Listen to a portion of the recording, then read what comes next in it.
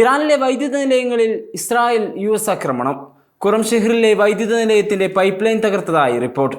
ഇസ്ഫഹാനിലെ പ്രകൃതിവാതക കേന്ദ്രത്തിലെ ഓഫീസിന് നേരെയും ആക്രമണമുണ്ടായി. ഇറാൻ ഫാർസ് ന്യൂസ് ഏജൻസി ആക്രമണം സ്ഥിരീകരിച്ചു. തിങ്കളാഴ്ചയായിരുന്നു ആക്രമണം. ഇതിൽ വൈദ്യുത നിലയത്തിനും സമീപത്തെ റെസിഡൻഷ്യൽ ഏരിയകൾക്കും കാര്യമായി നാശനഷ്ടമുണ്ടായെങ്കിലും ആളപായമൊന്നും സംഭവിച്ചിട്ടില്ലെന്ന് ഏജൻസി അറിയിച്ചു.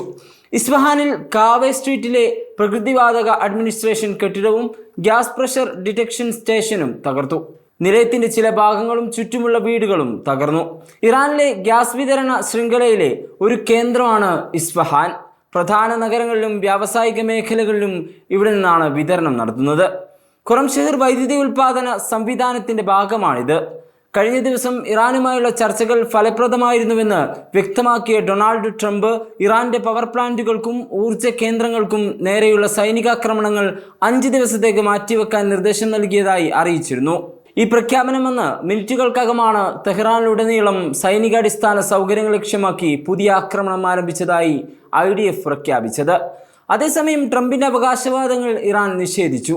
യുദ്ധം അവസാനിപ്പിക്കുന്നതിനുള്ള പുതിയ ചർച്ചകളെക്കുറിച്ച് പരസ്പര വിരുദ്ധമായ റിപ്പോർട്ടുകൾ പുറത്തുവന്നതോടെയാണ് ഇറാൻ പ്രതികരിച്ചത്. നുണയനും അന്തസ്സില്ലാത്തവനുമാണെന്ന് സ്വയം തെളിയിച്ച ട്രംപുമായി ഇറാൻ ചർച്ച നടത്തില്ലെന്ന് ഇറാൻ ഡെപ്യൂട്ടി പാർലമെന്റ് സ്പീക്കർ പറഞ്ഞു.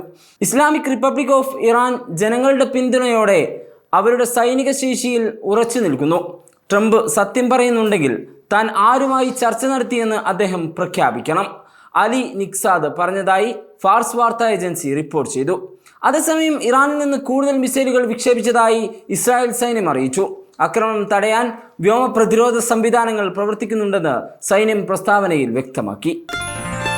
Waytonikah.com, the exclusive Muslim matrimonial site.